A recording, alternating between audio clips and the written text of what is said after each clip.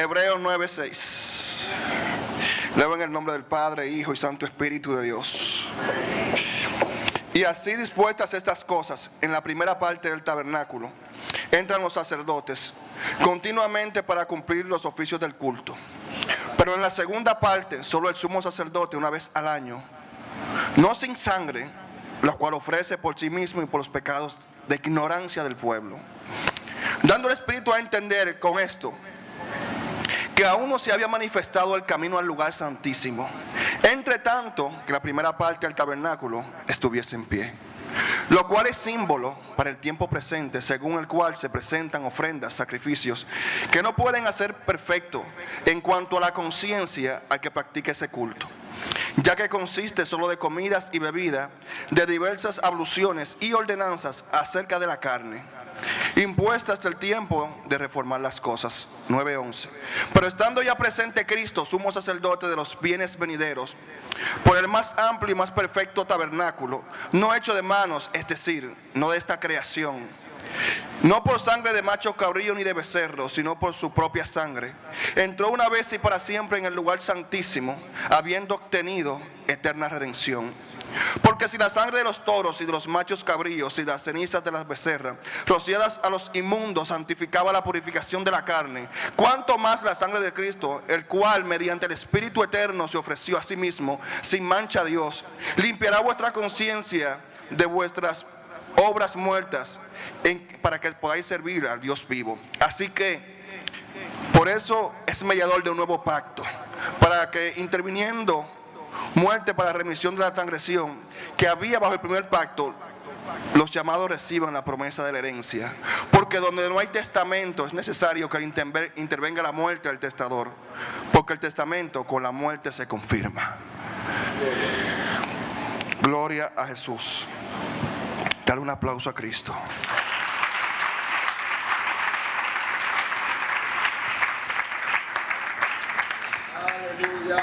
Me gocé muchísimo anoche en la actividad que tenía. Creo que el elevarse es un estado permanente y progresivo, no solamente una condición, una creencia en medio de un servicio. Y sueño el día en el que las calles se paralicen, sueño el día en el que se hagan tapones como para ver a Marc Anthony, como para ver a Arjona, como para ver a Romeo Santos. Y el motivo de esa paralización sea una actividad donde jóvenes entiendan quién es Jesús y se dispongan a adorarle. Anoche lloraba bastante y he tenido una de las experiencias más increíbles en toda mi vida, y es que he orado a Dios para que la sangre de Cristo se me revele. Creo que hay misterios que todavía la iglesia no conoce, porque el conocer no es solamente saber que algo existe, sino experimentarlo, y es la muerte, la resurrección y la gracia de Jesús. Y dentro de ello también hay algo que la iglesia parece que no ha entendido, y voy a abordar de forma mínima porque no tengo la capacidad de hablar de este tema, aunque haré un esfuerzo, y voy a hablar del poder de la sangre de Cristo. El poder de la sangre de Cristo.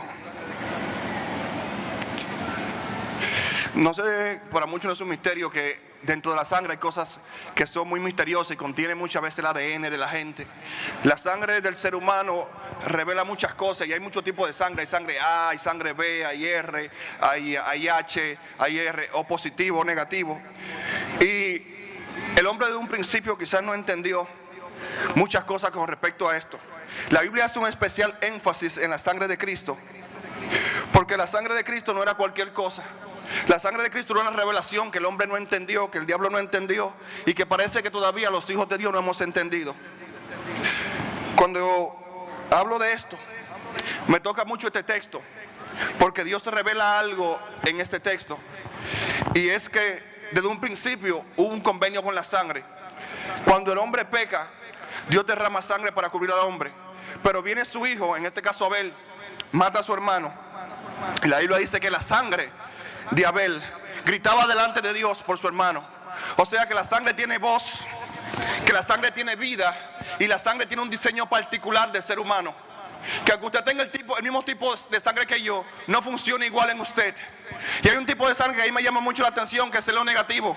Para muchos es donante universal. El que tiene este tipo de sangre puede dar sangre a todo el mundo. Pero también me llama la atención que aunque tú puedas dar sangre a todo el mundo, tú no recibes sangre de todo el mundo. Para mí la sangre más parecida a la sangre que tuvo Cristo es la sangre O negativo. Porque Cristo podía suplir a todos, pero no recibía de todos, solamente recibía del mismo. Entonces la iglesia todavía no ha entendido que cuando usted pasó, cuando usted recibió a Jesús, ya la sangre de Cristo se activa en usted. Cuando el hombre muere, en este caso Caín mata a su hermano, dice la Biblia que hay una maldición que vino sobre la tierra porque la sangre de un hombre se derramó. Adán tenía una sangre bien especial. Y yo me preguntaba una vez, y me cuestionaba muchas cosas, me he cuestionado muchísimas cosas. ¿Y por qué Jesús murió a los 33 años? Y estudiando algo me di cuenta que el ciclo vital del hombre comprende que a partir de esa edad, de los 33, debe de haber algún descenso biológico en el hombre. Ya los años deben de irse viendo. Vienen canas, viene fatiga, puede venir arrugas, debe venir algún cambio biológico. Pero en Jesús esto iba a ser diferente. Porque como Jesús no tenía la sangre que tú y yo que tenemos, y muchas enfermedades son sanguíneas, se transmiten a través de la sangre y viven en ella, Jesús iba a pasar por eso que usted no iba a pasar. Jesús no iba a envejecer. Jesús no iba a sufrir sífilis ni ninguna enfermedad que viniera en la sangre. Porque Jesús tenía una sangre perfecta. Entonces si Jesús duraba más días y la gente se iba a encontrar raro que Jesús seguía viviendo. Porque Jesús tenía la sangre que tenía usted y yo. Jesús jamás iba a envejecer porque Jesús tenía una sangre pura y perfecta. Tampoco era la sangre de María porque no vino de una relación entre hombre y mujer. Entonces Jesús tenía que morir a esa edad porque entonces iban a decir, este tipo sí verdaderamente, este extraño. Pero cuando el hombre derrama la sangre cae en la tierra y dice Dios a Caín, hay problema. Porque ya la tierra no te va a responder como te respondía. Porque la sangre del primer hombre, la sangre de Adán, era la sangre del Eterno. Por eso los hombres de aquel tiempo tenían una sangre más pura que tú y que yo. Por eso duraban 1000 años, 900, 800. Porque no tenían el pecado tan extendido, tan dominante en ellos. Por eso duraban más tiempo. Por eso eran menos propensos a enfermedad. Por eso un cambio de clima no derrumbaba tanto como a ti y a mí. Pero el hombre agarró. Y hay cosas que Dios es celoso. Muy celoso. Dios es celoso con su imagen. Dios es celoso con su semejanza. Y Dios es celoso con su sangre. Porque son tres cosas que son de Dios. Y es algo que pasa al hombre. Entonces cuando el hombre agarra y derrama la sangre de otro hombre, está atacando directamente la imagen de Dios. Está atacando directamente a Dios. Y no solamente eso, está usando lo que Dios dio para bendecir, para maldecir la tierra. Entonces Caín dice, grandes cosas tú me has dado, porque yo vivo de la tierra. Dios no maldijo la tierra fue maldecida a causa del derramamiento de la sangre del hombre. Entonces Dios dice, aquí hay un problema. Ya los mangos no serán como antes.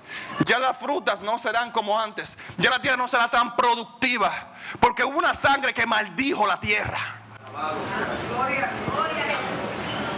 Pero también hay algo que la Biblia nos enseña. Y quiero abordar algunos puntos. Dentro de la sangre quiero atacar tres cosas. Que cuando la sangre de Cristo viene a nosotros, comienza a funcionar, trabaja. Lo primero que comienza a trabajar la sangre de Cristo es tu conciencia.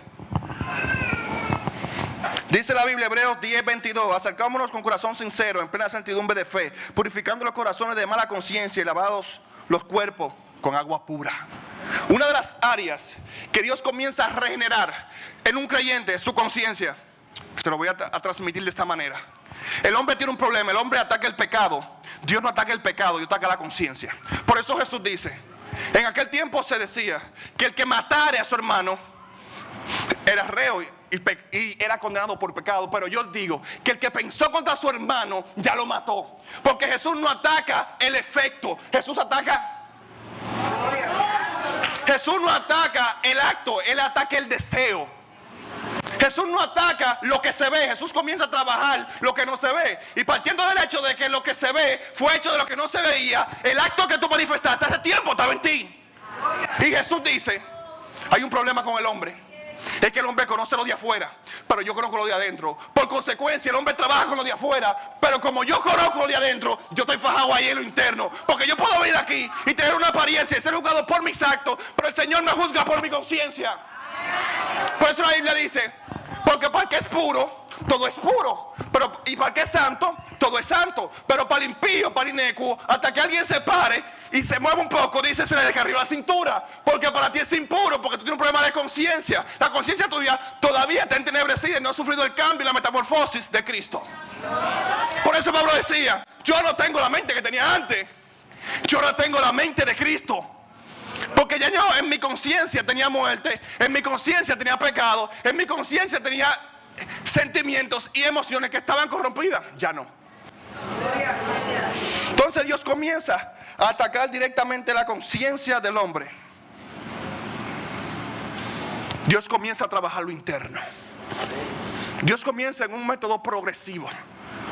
¿Qué pasa con algunas conductas? Yo hago una clasificación entre conductas de pecado y conductas anticristianas y antisociales. Hay algo que lamentablemente siempre va a estar en el pueblo de Dios, aunque son conductas, como decía anteriormente, censurables. La fornicación, lamentablemente. El adulterio, lamentablemente. Son conductas que hay que sacarlas, pero están. Gloria a Dios. La mentira son condiciones, lamentablemente, que el ser humano las aprende y se hacen hasta inherentes, lamentablemente, al ser humano. Pero hay conductas como la homosexualidad. Hay conductas como la depravación sexual. Hay conductas que yo digo, ven acá, eso no nace de una conducta, eso nace de una personalidad. Y una cosa es una conducta que se puede manifestar en un momento, en un ambiente, y una cosa es una personalidad que es él. Y yo decía, ¿cómo un hombre puede agarrar a su esposa y darle, y darle, y darle, y darle, y darle, y darle? Y en un momento la conciencia, que no, ¿tú sabes por qué se usa para la conciencia? Porque a menos que usted tenga algún trastorno, usted sea psicótico, algún trastorno usted tenga, usted, la conciencia debe decirle, tú estás mal. Viejo, tú estás mal. Y la conciencia tiene algo que no se parcializa. La gente puede comprar un acto tuyo, pero no puede comprar tu conciencia. La gente puede comprar una acción, la gente puede comprar muchas cosas, pero la conciencia te dice, ayer Josué hablaba algo que es así. Una diputada se acerca y le dice, mira, yo te voy a dar tanto para que tú me permitas hablar en el evento.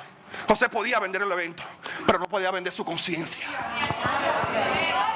Y cuando un evangélico ya no siente remordimiento, tiene que sentarse a la luz de la Biblia y decir, algo está pasando conmigo, porque mi entendimiento, mi conciencia está siendo reprobado. Ya no siento remordimiento, ya no siento angustia, ya no siento pena, ya no siento que tengo deseo de pedir perdón. Hay un problema. La conciencia. Dios comienza a trabajar en la conciencia tuya. Ya tú comienzas a entender que es bueno y que es malo. Ya tú comienzas a entender lo que es reprobable y lo que es aprobado. Si supiéramos la cantidad de niñas y de jóvenes que han sentido deseos lésbicos, sentado ahí, hombres que han tenido contacto y han tenido sentimientos evocados hacia la homosexualidad, pero eso no van y se lo dicen a su líder, eso no van y se lo dicen a su pastor. Eso no se lo van a decir a nadie, es algo muy profundo en el ser humano. Y se sienten juzgados, condenados.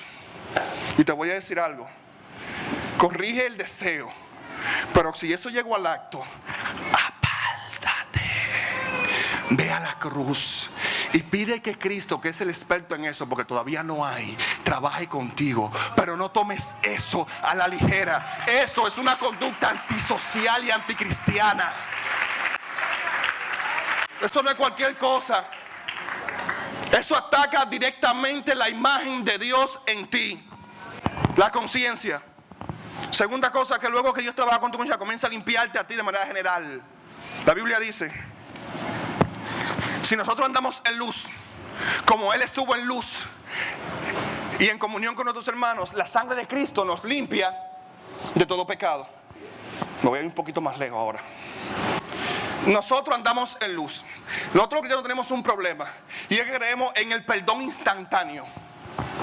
Decimos, yo peco hoy, pido perdón y ya mañana Dios me perdonó. El perdón tiene pasos y procesos que van desde confesión, arrepentimiento, cambio, perdón. No solamente que peco hoy y mañana Dios me perdona. Porque lo que dice Él, que si yo peco, pido perdón, me arrepiento, debo de caminar en luz. Y si yo camino en luz, entonces la sangre de Cristo me limpia de todo pecado. No es que yo hoy camino en oscuridad y mañana la sangre de Cristo me limpió. Te equivocaste, no funciona así. Ese proceso, esa ecuación no es 2 más 2. Aquí es un proceso. Aquí es un proceso. Primero Dios dice, ok, está bien, te entiendo, mi hijo. Bienvenido a la raza humana. Pero hay un proceso de limpieza. ¿Tú sabes por qué? La Biblia dice que si invocamos la sangre de Cristo y le exponemos a vituperio, ya para nosotros no hay remisión de pecado. Porque hay conciencia. ¿Por qué la Biblia habla de conciencia? Porque hay pecado que tú te haces chivo loco. Hay pecado que tú lo cometes. Ahora, ¿qué es tener conciencia? Es tener conocimiento de quién tú eres, de qué tú debes hacer y lo que te rodea. Esos 3 aspectos debe tener alguien que tenga conciencia. Es tener conocimiento de ti mismo. Es tener conocimiento de tus actos y el impacto que tienen estos en el ambiente que te rodea. Dios dice, dentro de la conciencia que el hombre tiene estos 3 aspectos. Tiene estos 3 aspectos. El hombre tiene conocimiento de sí mismo. Entonces el Señor dice, hay que limpiarse. Cuando yo te limpio, entonces tú entiendes, tomas conciencia de tu acto, el impacto que tuvo, y te arrepientes. Entonces se activa mi sangre. ¿Tú sabes por qué es eso? ¿Cuántos saben que hay sangre que no se pueden, que si la madre es RH negativo y el niño es RH positivo? ¿Quién es RH positivo aquí? Y ya ha tenido un parto de esa manera, negativo. Usted sabe que si su hijo hubiese sido RH negativo, puede haber un problema, que ese niño sufriera un deceso.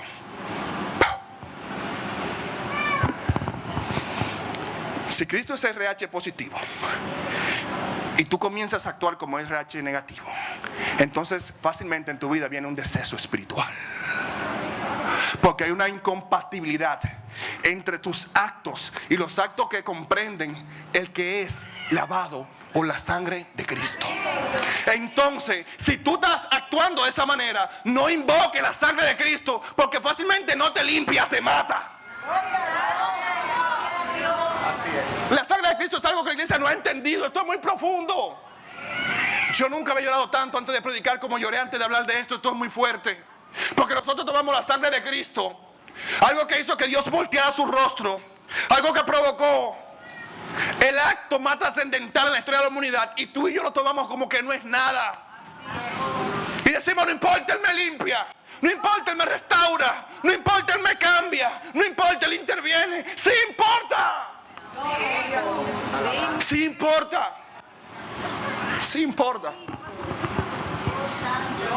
No es pintura que tú vas y compras y si tú en la pared le pasa. Fue dolor. Ahora, ¿de dónde vienen los milagros? Alguien con un riñón malo, alguien con una hernia, alguien con úlcera. ¿De dónde vienen? Diga, cuando la sangre de Cristo se mete, la sangre es vida y la sangre produce cosas dentro de ti. Este riñón no vino de que por teletransportación, fue que la sangre de Cristo comenzó a producir cosas dentro de esa persona. No es difícil. Solamente hay que tener la sangre de Cristo fluyendo. Por eso una mujer viene caminando medio extraña y dice que lo había gastado todo. O sea, ya Jesús era la última opción. Y cuando tocó, dije, ¿Jesús quién me tocó? Porque yo sentí como que algo dentro de mí se movió y poder y virtud salió. Porque ella, cuando comenzó a creer, la sangre de Cristo comenzó a activarse. Comenzó a activarse. Comenzó a activarse la sangre de Cristo. ¿Tú sabes por qué hay que limpiarse? Leyendo la historia de Troya me di cuenta de algo que me tocó profundamente. Muchos han leído, ¿quién no ha leído la historia del caballo de Troya? Los troyanos eran personas que eran creyentes empedernidos. todo lo divinizaban. En todos los dioses creían. Los griegos siempre han sido personas trascendentales, intelectualmente hablando. Y dijeron, la única manera de nosotros acabar con esta gente es desde adentro. ¿Cuál es su problema? Son muy religiosos. El diablo nunca viene de diablo. El diablo viene vestido de ángel de luz. El diablo no se te va para frente y dice, hey, mírame varón, yo soy el diablo. No. El diablo, esa historia me reveló que el diablo y los griegos se paran delante de ellos con lo que a ellos les gustaba. Y ellos agarraron el caballo y lo llevaron dentro. Y el Señor me dijo, Santiago, abre los ojos espirituales. El diablo está metiendo mucho caballo de Troya a la iglesia.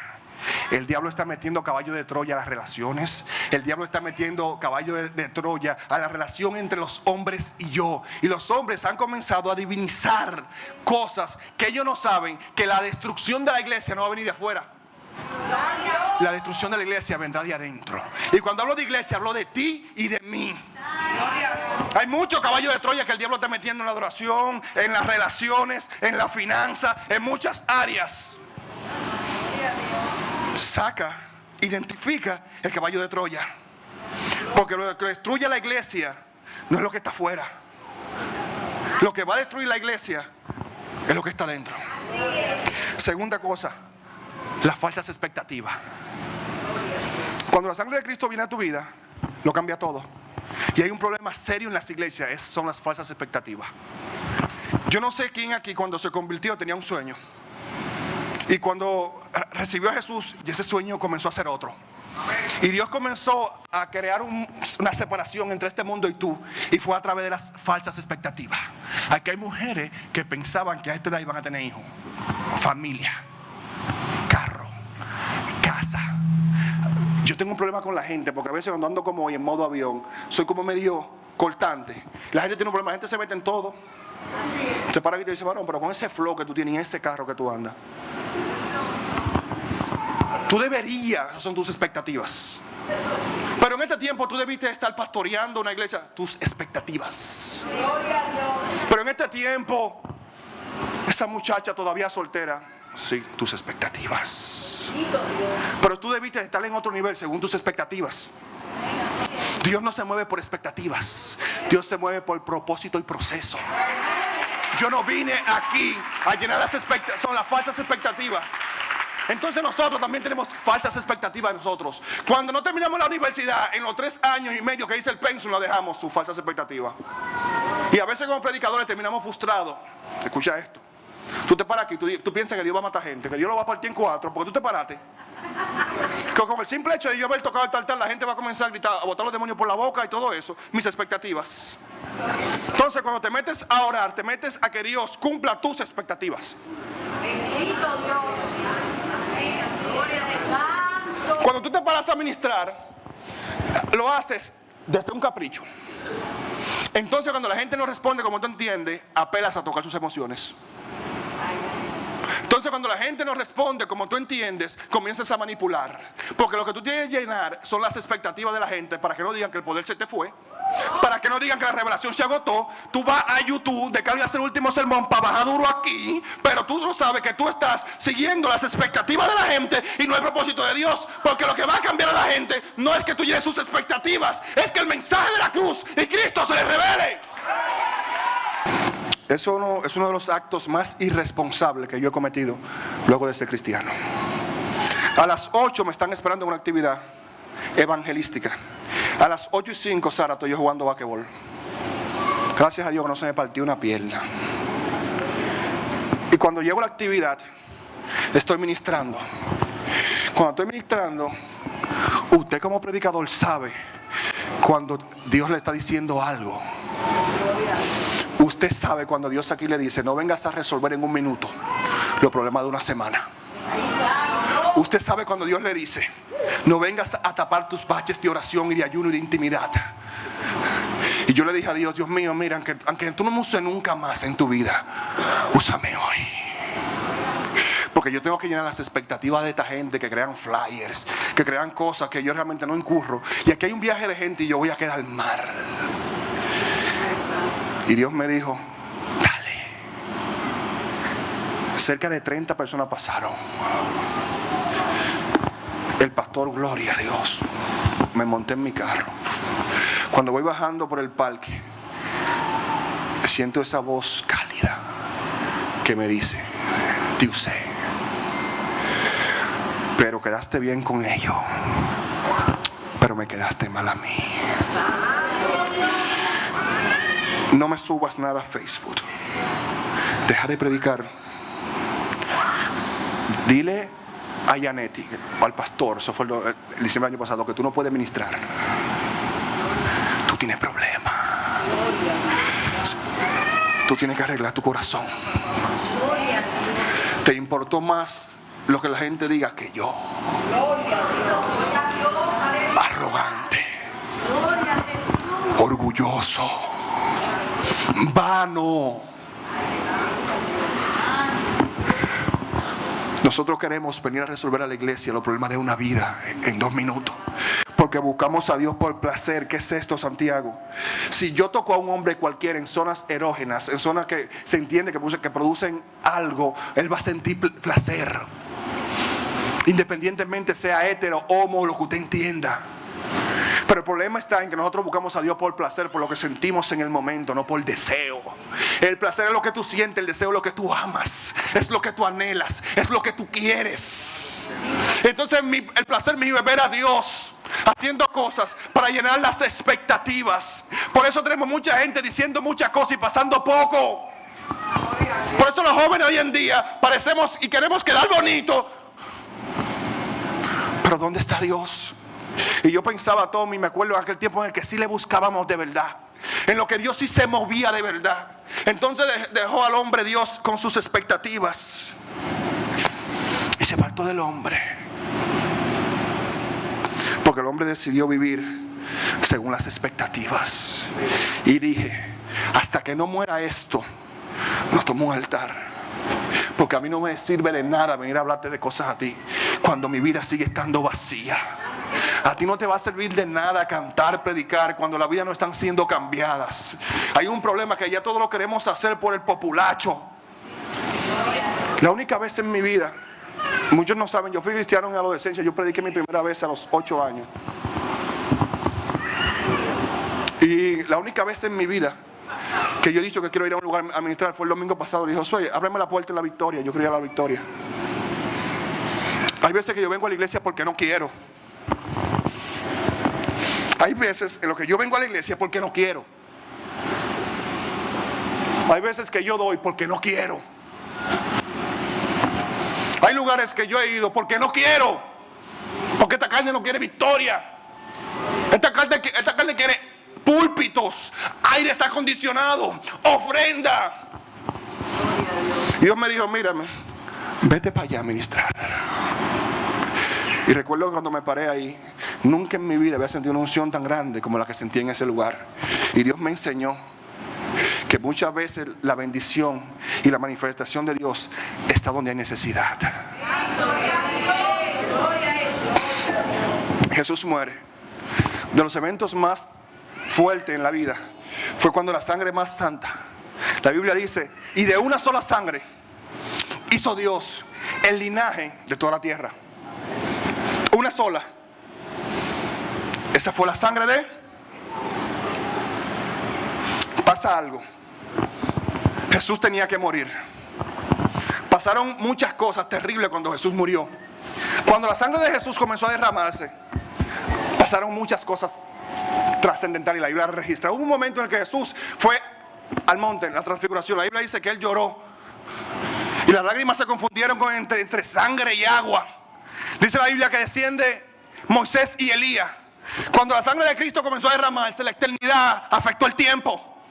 Cuando la sangre eterna comenzó a derramarse, te lo voy a explicar de esa siguiente manera. Hebreos 10, vamos a Hebreos 10. No me queda mucho tiempo, Hebreos 10. Voy a leer a partir del versículo 5, dice lo siguiente. Por lo cual, entrando en el mundo, dice, sacrificio y ofrenda no quisiste, Mas me preparaste un cuerpo, holocausto y expiación por el pecado. No te agradaron. Entonces dije, he aquí, vengo, oh Dios, para hacer tu voluntad. Como en el rollo del libro está escrito de mí, diciendo primero, sacrificio, ofrenda y holocausto y expiaciones por el pecado no quisiste, ni te agradaron las cuales cosas se ofrecen según la ley. Diciendo luego, he aquí, vengo, Dios, para hacer tu voluntad. Quítalo primero para establecer lo último. En esa voluntad somos santificados mediante la ofrenda del cuerpo de Cristo, hecha una vez y para siempre. Ciertamente todo sacerdote está día tras día ministrando y ofreciendo muchas veces los mismos sacrificios que nunca pueden quitar los pecados del hombre. El sacerdote vivía continuamente ofreciendo por el pecado, pero ese pecado tenía un problema que no tocaba la conciencia. De hecho, la palabra conciencia no aparece en el Antiguo Testamento como tal. Juntamente con la revelación que Jesús trajo de la gracia, trae la revelación de la conciencia. Y dice, es que en aquel tiempo, por más que quisieran, no podían actuar porque ellos no conocían lo que usted conoce. Porque en aquel tiempo, a través del pecado de los bueyes, de los machos cabríos, se atacaba el acto. Pero yo, a través de mi sacrificio, ya no voy a atacar el acto. Ya yo me voy a meter en medio de la gente, me voy a meter en ellos y voy a trabajar. En aquel tiempo era de afuera hacia adentro. En este tiempo es de adentro hacia afuera. Gloria a Jesús. Jesús dice, ok, me voy a meter ahí. Pero ¿qué pasa? Cuando desciende Moisés y Elías, diga, la tierra estaba maldita. Hay un texto que dice que mientras el testador está vivo, no sirve de nada el testamento. Escúchame. Había un testamento escrito a favor mío en la eternidad. Pero alguien tenía que morir. Para que las cosas espirituales, la Biblia dice que las cosas espirituales de allá tenían que manifestarse aquí, pero alguien tenía que morir. Porque el sumo entraba una vez al año. Pero como mi pecado era eterno, Dios tenía que hacer un sacrificio eterno y derramar su sangre. Cuando Jesús muere, la Biblia dice que hay un postrer Adán y un primer Adán. Se desata una sangre. El diablo no sabía ni se imaginaba qué iba a pasar cuando esa sangre comenzara a derramarse. Diga, la sangre tiene vida. La sangre tiene voz. La sangre maldice. Hizo todo eso con la tierra. Pero hay alguien que va a derramar su sangre ahora. Y que la maldición que había sobre la tierra, con el derramamiento de su sangre, se va a quitar. Por eso la Biblia dice que si el grano de trigo no cae a la tierra y muere, no lleva fruto. Antes, cuando caía la tierra, no llevaba el fruto que lleva ahora, porque la tierra estaba bajo maldición. Pero ahora, cuando la sangre de Cristo toca tierra, la maldición que había sobre la tierra es quitada. Por eso la Biblia dice, hablando de los hijos de Dios, y la tierra gime y con dolores de parto por la manifestación de los hijos de Dios, porque ya no hay maldición. La maldición está ahora en que los hijos de Dios no se quieren manifestar. Por eso Jesús dice, yo necesito que ustedes entiendan que lo que yo tengo está en ustedes, y que la tierra le responde a ustedes, y que todo está en ustedes. Diga, el todo es más que la suma de sus partes. Santo. La gente se ha conformado con las partes.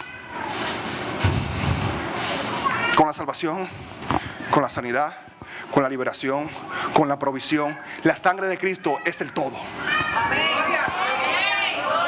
Y el todo es más que la suma de sus partes. Nosotros hemos fragmentado a Cristo. La iglesia ha fragmentado a Cristo. Una parte se quedó con una cosa, una parte se quedó con otra. Y Cristo dice, no, es que ustedes son un cuerpo. El cuerpo es todo. ¿Tú sabes por qué estamos estancados? Porque el cuerpo lo hemos fragmentado. El apóstol, el profeta, el evangelista, el maestro, la danzarina, el adorador. Te dicen, ustedes no han entendido todavía. Ustedes no han entendido nada todavía. ¿Tú sabes cuándo se va a manifestar el todo mío? Cuando mis partes estén juntas. Por eso él le dijo, en el aposento alto no se mueva nadie, quédense juntos. Cuando se junten todito, cuando se junten todos los ministerios de esta casa, entonces el todo de Dios se va a manifestar a favor de nosotros. Cuando se junte el profeta, el evangelista, el adorador, el ministro, el que predica, el que no predica, cada cual en su función, entonces veremos cuando se haga el tapón ahí por lo que está pasando aquí. Pero mientras tanto no se va a manifestar el todo de Cristo. Vendrá Josué a manifestar algo, vendré yo algo, vendrá el pastor algo, pero hasta que no asumamos no vendrá el todo. Yo no quiero ya las partes, yo quiero el todo. Fenómenos que pasaron. Ya estoy para terminar.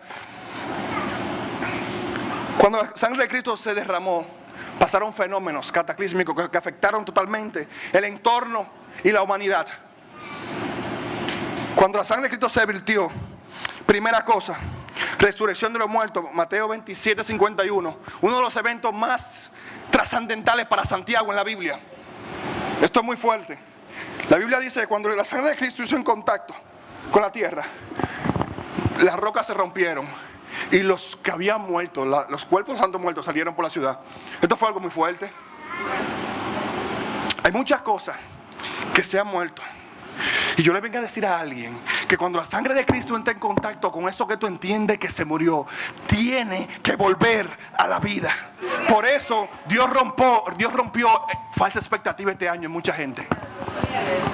Después de un divorcio no se levanta nadie, falsas expectativas. Si en tu currículo vital está un fracaso económico, emocional, sentimental, afectivo, matrimonial, tú no vas para ningún lado, falsas expectativas.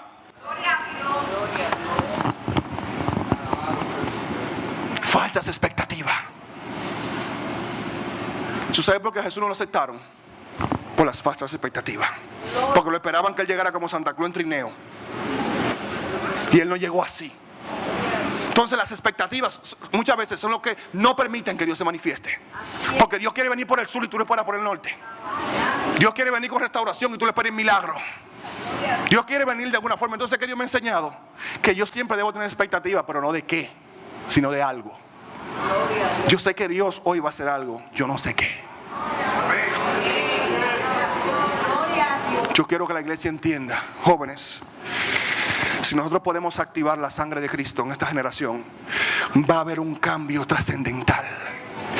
Pero será imposible activar la sangre de Cristo si no activamos la vida de Cristo. Será imposible manifestar los dones que Dios que da Cristo y los ministerios que da Cristo si no activamos a Cristo.